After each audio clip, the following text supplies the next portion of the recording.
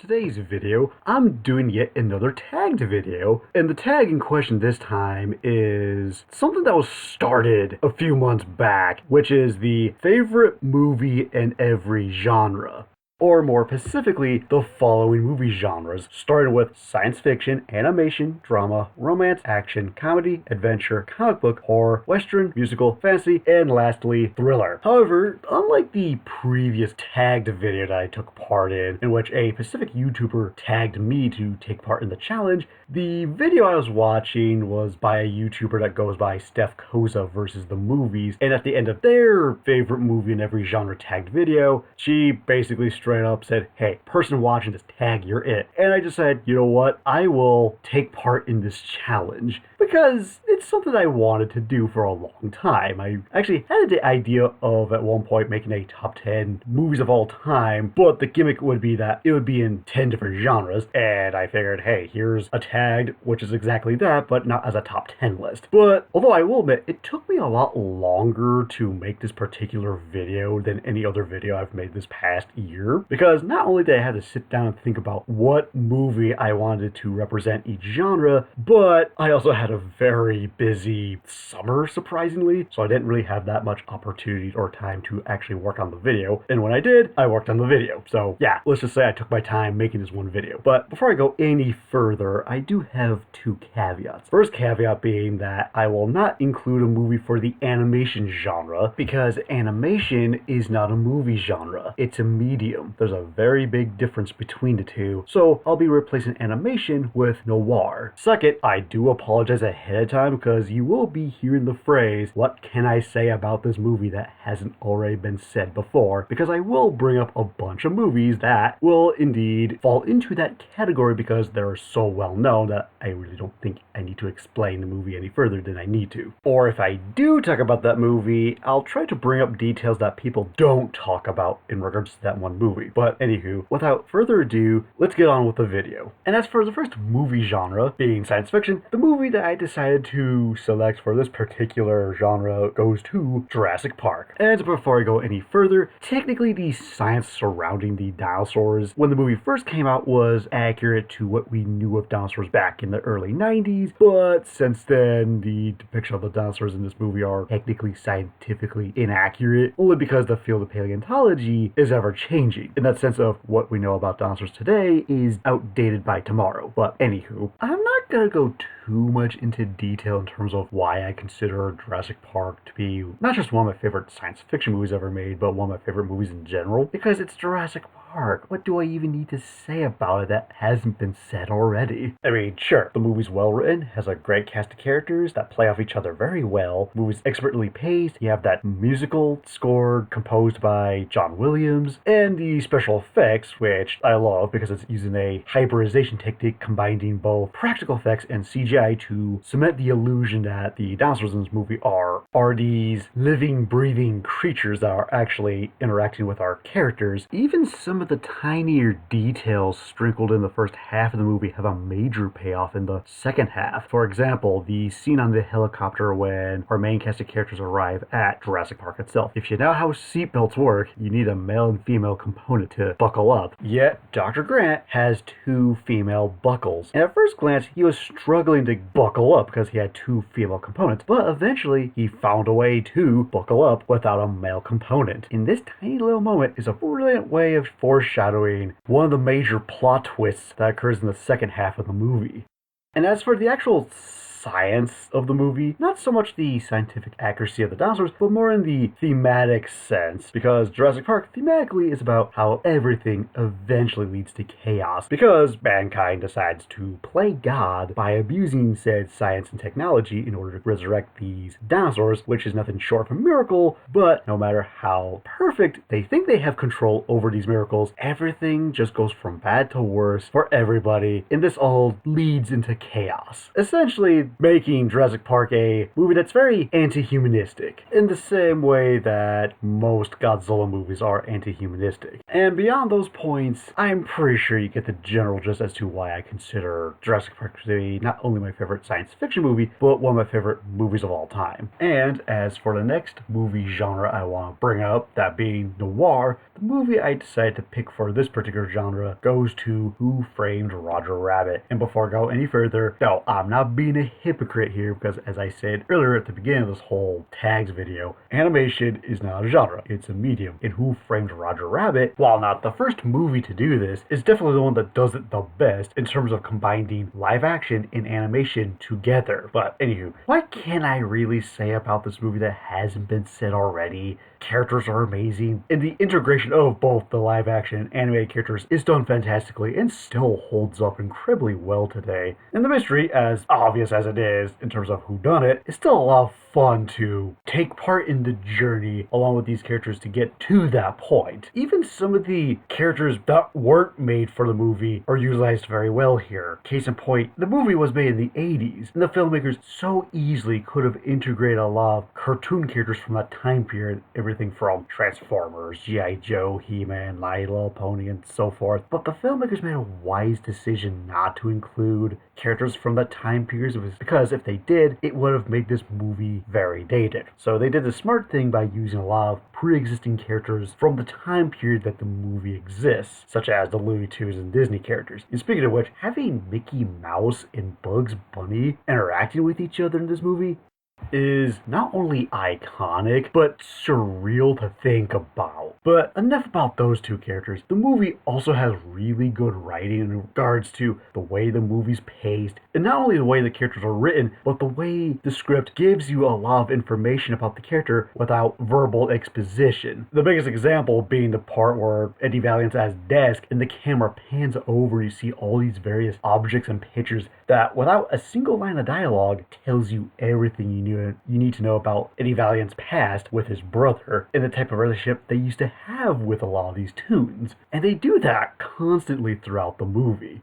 And yeah, there's technically a lot more I could say about the movie, but it's Who Framed Roger Rabbit. As I mentioned before, what can I say about the movie that hasn't been said already in terms of why this is one of my favorite movies? And on top of that, it's a really solid noir movie too. As for the next movie genre, that being drama, originally I was going to go with the original 1954 Gojira movie because I do consider that cut of the movie to be more of a human drama than a giant monster movie, but I do feel that would be kind of cheating because when I think of dramas, I think of something that's a bit more down to earth without any fantastical elements to it. So another movie I decided to fill for the drama category would go to another Japanese movie directed by, not by Ishiro Honda, but by Akira Kurosawa, that being 1954's Ikiru, or as it's translated, To Live. Honestly, I don't even really know what to say about it. Ikiru is just one of those movies that's near perfect. The cinematography is great. The movie has some really great lighting, especially the way they put emphasis on certain scenes that revolve around shadows or silhouettes. And the movie is strangely paced, because every time I watch the movie, I keep thinking it's one of those cases where the movie's moving by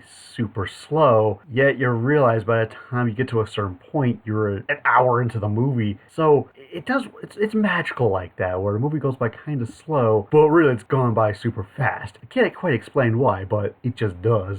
Even the one problem I have with the movie, that being, I think the last third of the movie goes on a little too long, makes a whole lot of sense as to why it goes on as long as it does. And the movie is filled with a lot of great scenes. One of my personal favorites occurs sometime in the middle of the movie when our main character is out and about with this stranger, just having a good time, and they end up at this one bar, and the piano man asks anyone, is there a song that any of you would like for me to play? And our main protagonist replies with, life is brief. And the piano man begins to play the song on the piano. And as the scene progresses, you see a lot of the younger couples dancing to the beat of the piano. And as the scene goes on, you hear the main character singing the lyrics to the song in this super somber tone, to a point that all the younger couples just stop dancing. They all turn their attention to the old man as he's singing this song. And just the combination of the mood, the tone of the scene, the way it plays out, it's very powerful in its own way. And it really emphasizes the movie's title, Ikaru, or as it's translated from Japanese, to live. On top of focusing on themes of showing how truly ineffective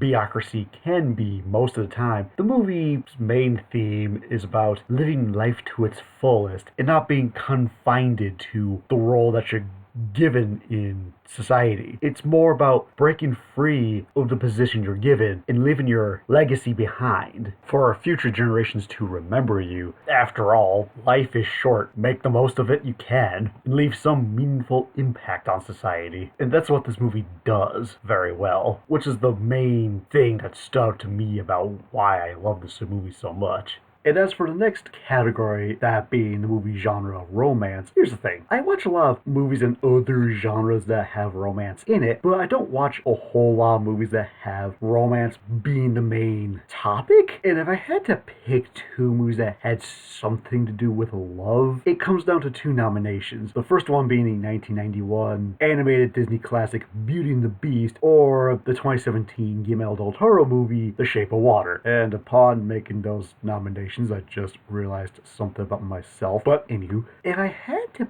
pick one of these movies, I would ultimately go with 2017's The Shape of Water. And the reason why I ultimately chose this movie is very well crafted from its production design, from the various costumes, the set designs, to even the way Guillermo del Toro utilizes various blues and greens throughout the movie. And it's one of the few movies in this day and age that's its own original thing. Sure, it originally started out what was essentially supposed to be a Creature of the Black Lagoon remake, but it went in its own unique direction. And on top of that, The Shape of Water, in a lot of ways, is very similar to Pan's Labyrinth, where yes, it has a very similar rhythm, but it changes up a lot of the beats to be its own unique thing. And the movie thematically is about the rejects of society coming together to find comfort with one another. I mean, when you look at the cast of characters in this movie, it's a pretty diverse cast of characters. I mean, our main character is a mute woman who's friends with a minority black woman, a homosexual man, a Russian sleeper agent, to a gill man. And speaking of the gill man, the interactions between Eliza and the gill man are indeed the highlight of the movie, for the simple reason that we never ever see the characters physically talking to one another, at least not through normal means. Sure, we do see them sign language to one another, but that's kind of what I love about the scene. There's no dialogue outside the subtitles, but you get what's going on through their body interactions with one another. And before I move on to the next movie genre, if you want to know my thoughts and opinions on the whole sex scene between Eliza and the gill man, personally, I think people blew that tidbit out of the water, because a lot of people describe it as being really, really weird. Honestly, it's a lot more tamer than I was expecting. I was expecting a lot worse. If anything, I found the sex scene between Michael Shannon's character and his wife to be far more graphic and disturbing than the sex scene between Eliza and the Gilman. At least with that one, it's more implied than anything else. But anyway, moving on. As for the next movie genre, that being action, I had to think about this because there's a lot of movies I watch out there that have a lot of action in it, but most of it falls into one of the following categories of science fiction, fantasy, or comic book. But I decided not to go in that particular direction because I think when most people think of action movies, they think of movies that range from the likes of Commando to any of the Fast and Furious movies, in which the action is a bit more grounded without any fantastical element to some degree. And the movie that I decided to choose for this particular genre would go to John Wick, the first installment, not chapters 2 or 3 Parabellum, for the simple reason that John Wick, on pen and paper, sounds like an incredibly stupid movie. Because if I had to describe the plot to John Wick,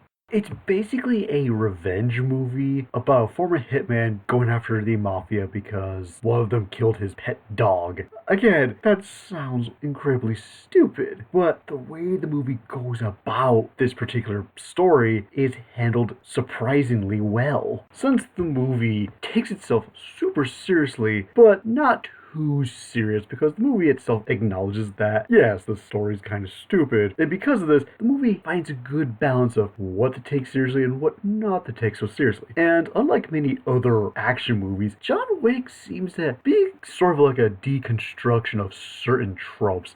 The main one that comes to mind is the unlimited ammo trope, in which the main character in any other action movie would typically shoot like a billion rounds of bullets without reloading. Yet with this movie, yes, we see him shooting bullets, but we actually see him empty the clip, reload it, and continue shooting. I thought that was just a nice detail. And on top of that, the movie has a pretty stellar cast, ranging from Keanu Reeves, which in my opinion is his best movie role since Bill and Ted, William Dafoe, even John Leguizamo was good in this. And the movie has some pretty memorable dialogue as well. My favorite being the reaction to the mob boss's conversation to John Leguizamo's character about why he punched his son. And it just ends with, oh. And because of that, the movie also has a sense of humor about itself. And the action itself is also very well choreographed, which makes a lot of sense considering that the person who directed this was predominantly a stuntman. So it would make sense for a movie like this to have really good action. And I think this movie has a good balance of story and action, because I think the problem with a lot of action movies are that they either have too little story and too much action, or they have too much story and very little action. Again, much like the tone of this movie, John Wick seems to know how to balance the story with its action. And John Wick has a very cool visual style in terms of the way they use the various blues throughout the whole entire movie, giving John Wick a very unique visual style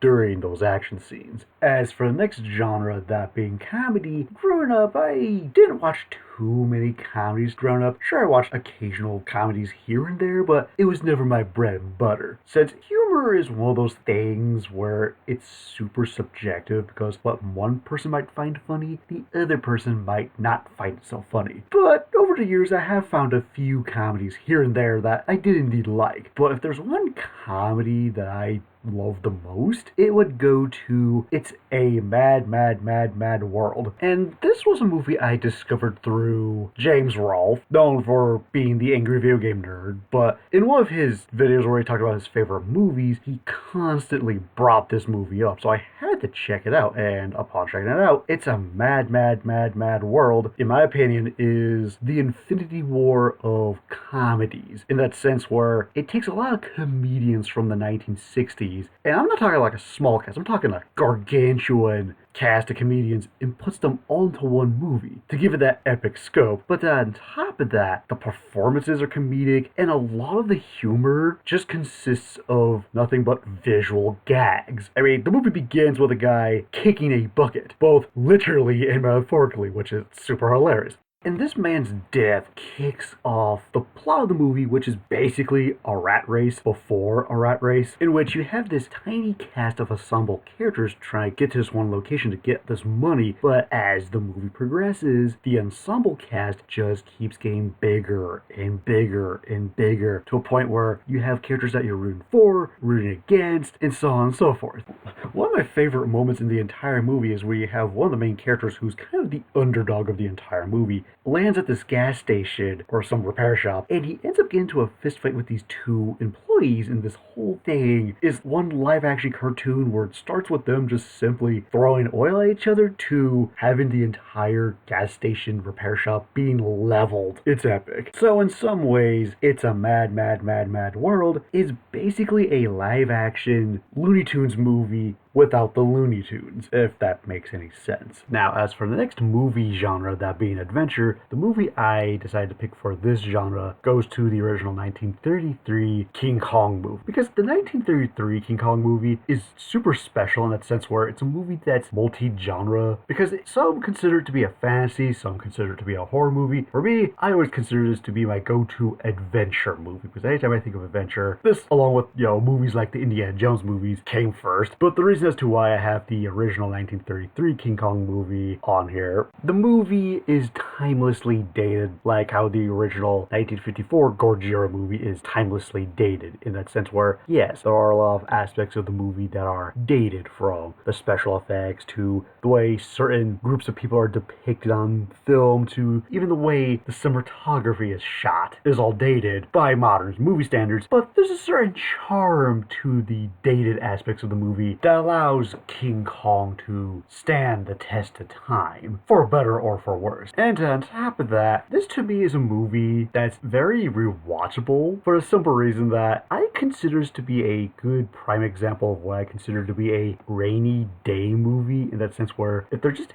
happens to be a day that just rains and you all feel nostalgic and feel like a kid again, this to me was always that kind of movie where, well, that and Jurassic Park, but this movie more specifically. Also, much like Jurassic Park, the movie's got dinosaurs in it. Need I say more? That also happened to live on an island accompanied by a gigantic ape. Also, I love old school stop motion effects like this, and while the stop motion effects in this movie were not done by the likes of Ray Harryhausen, they were done by his mentor, Willis O'Brien. And the way Willis O'Brien uses stop motion to depict all of the monsters within the movie are given a lot of personality, despite them being just animals. You get a sense of just how alive and dangerous these creatures are when they come into contact with our human characters.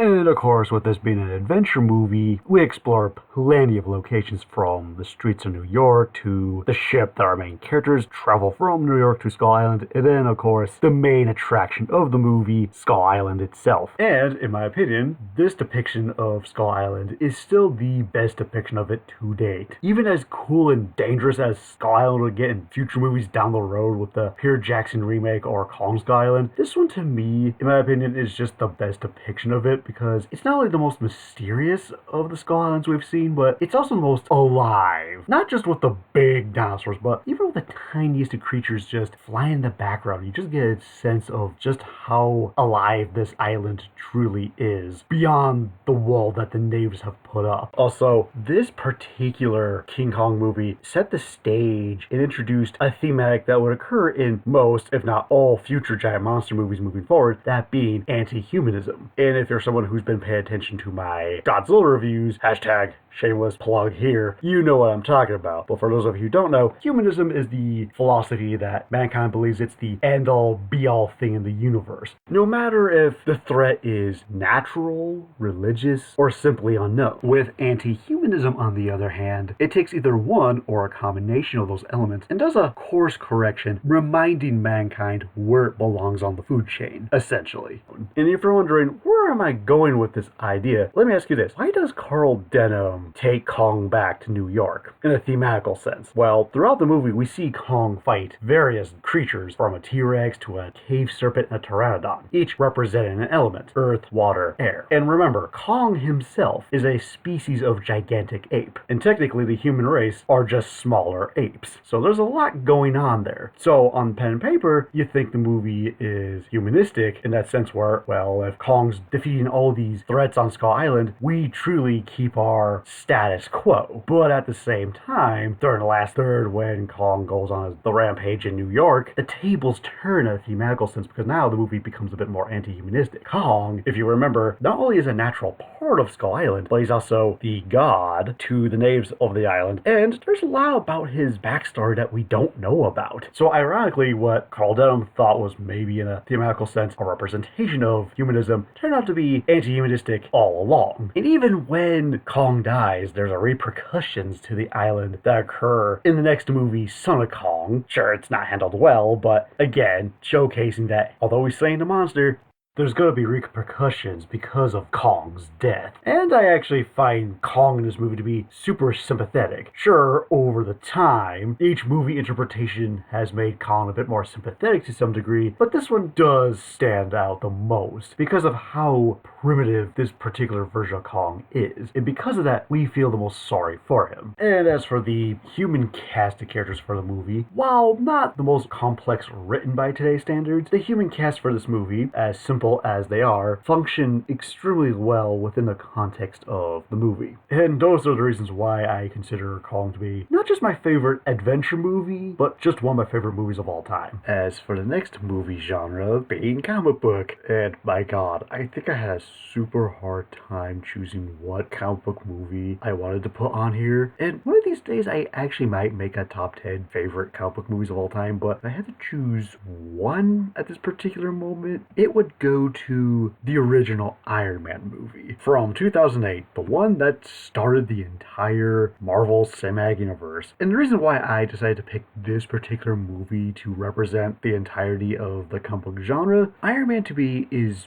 by definition the most perfect movie you can make. Not just as a comic book movie, but as a movie in general. I have very little problems with it outside of a nitpick or two. But other than that, the movie moves at a good pace. It delivers a good balance of humor and drama. And although the movie doesn't have the best narrative, it definitely makes up for it with its characters, considering that the movie's more character-driven than narrative-driven. And although the movie doesn't have the best written story, thematically, the movie is about redemption, considering that Tony Stark is trying to find a way to help people without making weapons. And some of my favorite scenes in the entire movie occur in the middle after he gets rescued, where we actually see him going out of his way to build the Iron Man suit from scratch in his garage. And speaking of the Iron Man suit, I love the way it's depicted within the context of the movie through hybridization, where it uses a combination of practical effects along with CGI. And for a movie that came out in 2008, the CGI holds up incredibly well, even by today's standards. Sure, I think there's a few scenes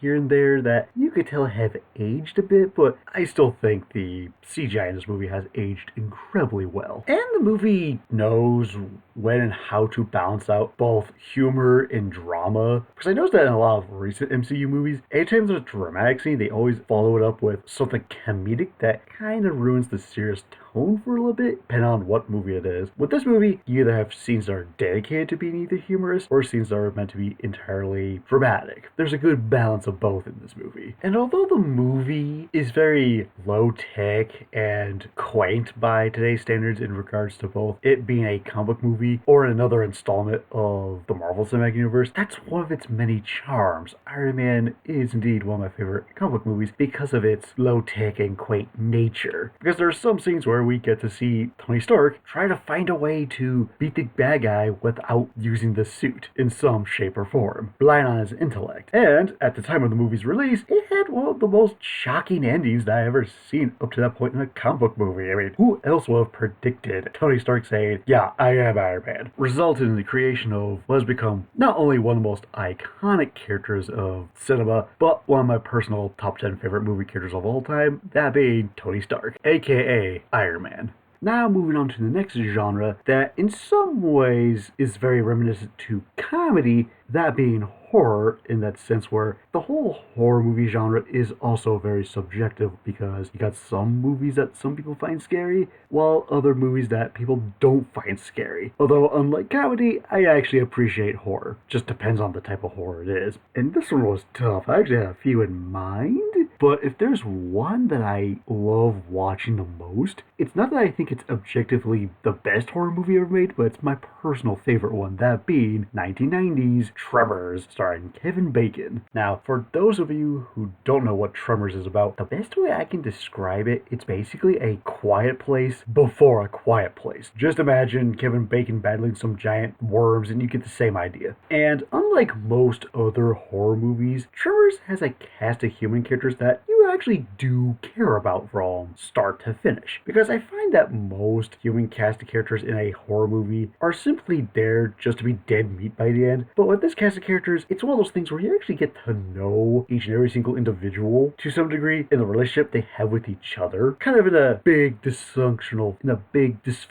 family kind of way. And I think the acting that all the actors did for each of those characters are appropriate for each character they're playing. There's no performance that's too over the top or too bottom of the barrel. Everyone performs as intended. And because the movie deals with the graboids that hunt by seismic vibrations or sound, the movie has some really good sound design from start to finish. Probably the best example of some of the sound design occurs when our two main characters are trying to visit the local doctor, and they're just looking around the settlement, where you either hear the flapping of of the shutters, or you have one of the characters walking on this piece of wood, making sound, or a bucket being kicked. Just the tiny details like that are great. The movie also has some really great practical effects and some force perspective in certain scenes. Also, the way the movie goes about introducing the graboids and building up what they are is great, because it starts out with you thinking that the graboid itself is some kind of underground moray eel, but as the movie progresses, that's not the case. And the graboids themselves are an ever-evolving threat throughout the movie, in that sense where the characters, just when they think they have a good understanding of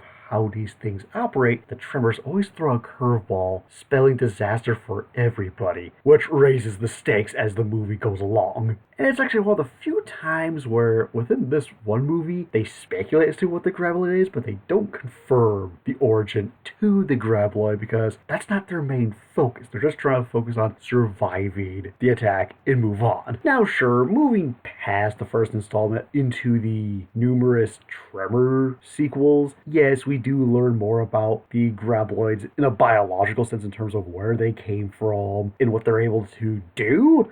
But I think graboids in this movie are the scariest, for the simple reason that the graboids keep outsmarting our main cast of characters throughout the entire movie. Also, Tremors along with Army of Darkness have a huge influence on me in some ways, in that sense where, because of these two movies, is where and how I learned to be sarcastic. And although Tremors is a horror movie, it's not bound to the Halloween season like so many others, in that sense where when most people think of horror movies, they usually watch them in the month of October. But with Tremors, yes, it's a horror movie, but it's one of those movies that you don't technically need to watch around October. You could watch it at any point of the year.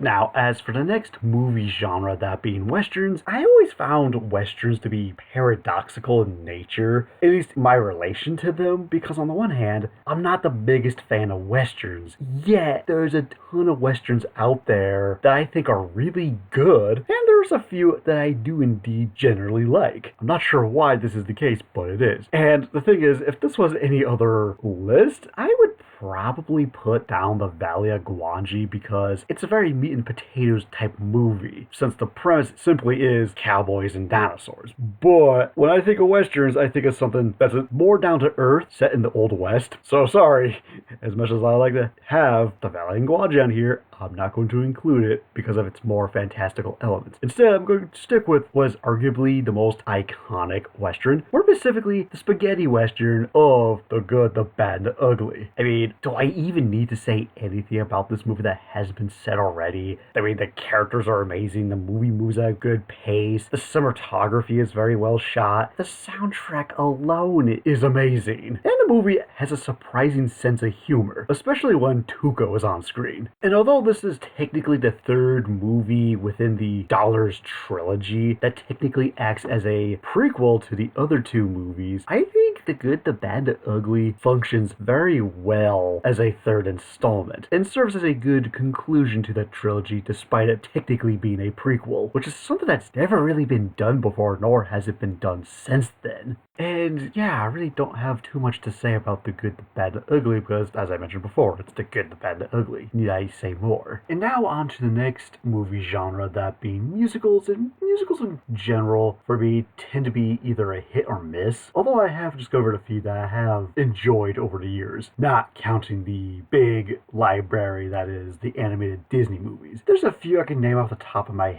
head right now, but if I had to pick one movie musical that I deeply enjoyed, I consider to be my favorite, it would go to Oh Brother, Where Art Thou? And I know there's been some debate online whether or not people actually count this as a musical or not. In my opinion, I think it does, because music does play a big part within the movie. It's just not done as a typical musical. And I actually do remember taking a college course on movie musicals, and a couple of the movies we talked about were Blues Brothers and Saturday Night Fever, which most people don't really consider to be musicals. So going by that logic, I consider Oh Brother, Where Art Thou a musical. Now, why I consider Oh Brother, Where Art Thou to be my favorite musical? Now, if you pay attention to my channel long enough, I jokingly refer to the philosophy that if you take any movie and add a monster or any fantastical elements to it, it makes the movie automatically better. depending on what the movie is. Yet, here's a movie that's based on Homer's The Odyssey that has none of the fantastical elements such as the Greek gods or monsters, opting for more of a movie that takes a lot more inspiration during the Great Depression. And despite the lack of fantastical elements, and the way they incorporate certain elements within that story to make this movie adaptation are handled very well. Everything from the way they depict the Cyclops to the sirens and the blind soothsayers, and of course the most obvious example being George Clooney's character of Ulysses Everett McGillen basically being our stand-in for Odysseus. Oh, brother, where art thou? Strangely enough, remains to be one of the more faithful adaptations of Homer's The Odyssey, despite the fact that the movie itself features no actual fantastical elements to it whatsoever.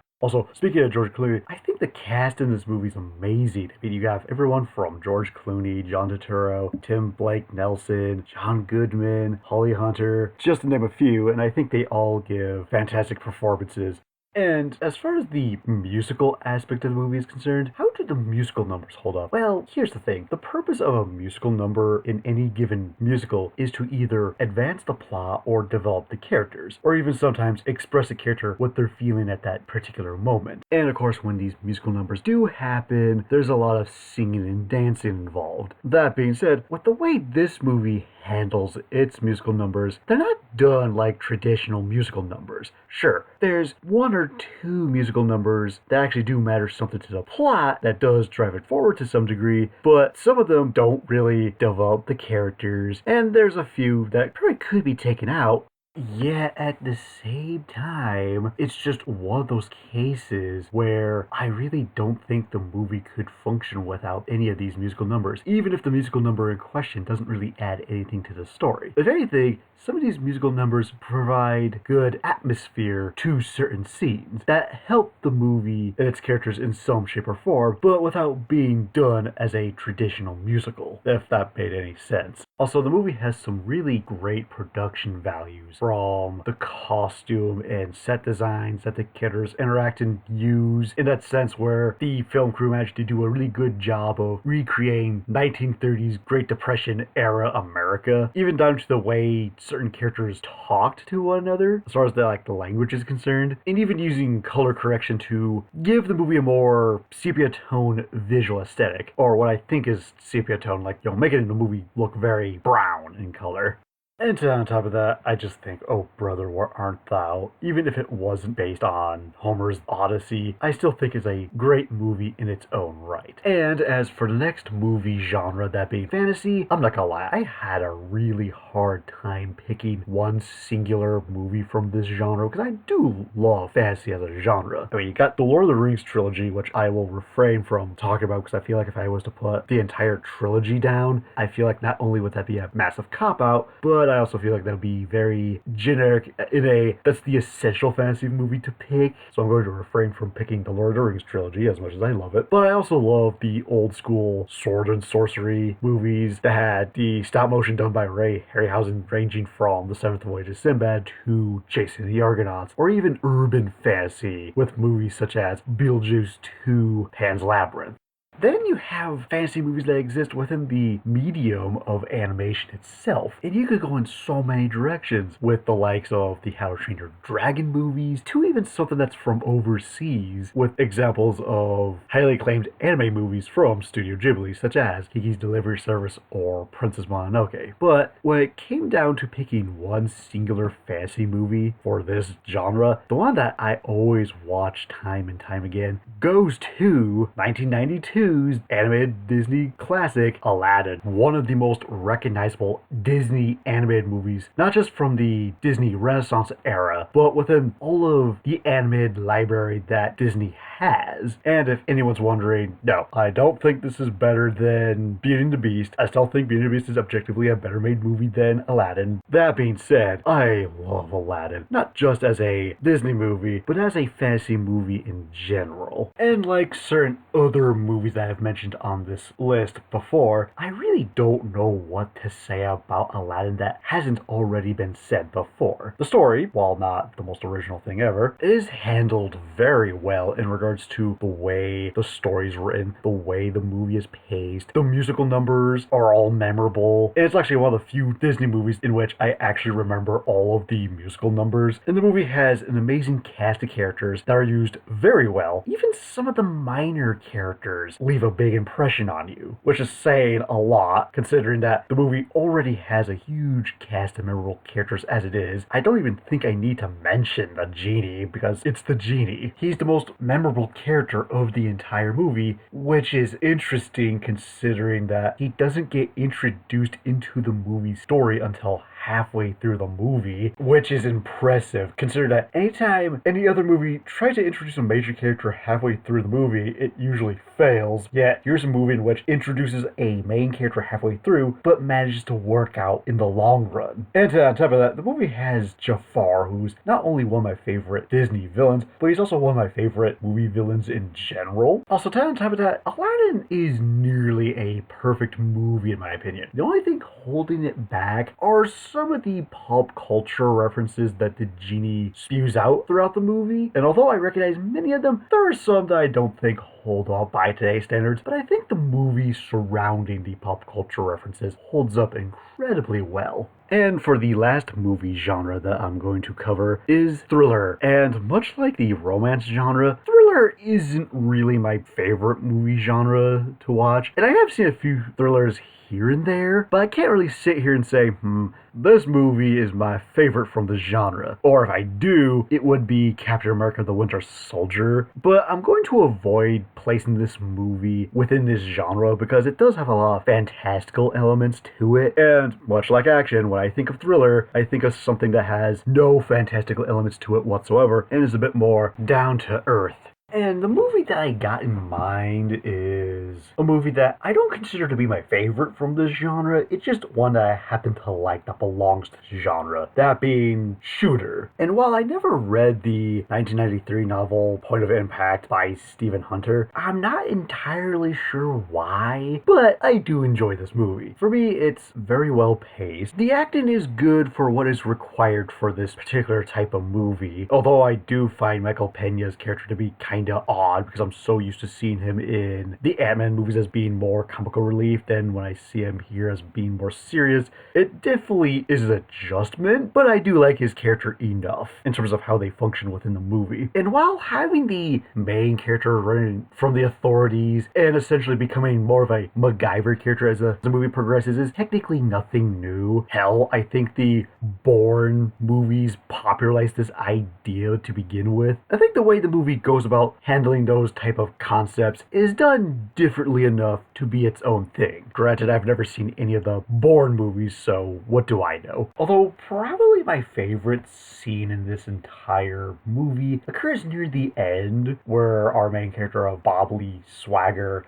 gets into a shootout with all the other snipers on top of the snow-covered mountain, because the way it's set up, you think you know how it's gonna play out, but as the scene progresses, it adds some new details in which you sit there and go, wait, when did this happen? And where is the main character in relation to all these other snipers? It kind of keeps you in the dark, because throughout this whole sequence, we focus on several different snipers as the scene progresses, and you don't know whether or not that particular sniper is the main character or the enemy. It keeps you in the dark until the very end. And for those reasons, that is why Shooter, for me at this very moment, is currently my favorite movie set within the thriller genre. And with that, those are my favorite movies in each and every single genre. I hope you enjoyed it, and because this is a tagged video, here are the following people I choose to tag. And just because I tag you doesn't mean you necessarily have to take part in the tagged challenge, but anywho, I hope you had fun watching the video, and see you later.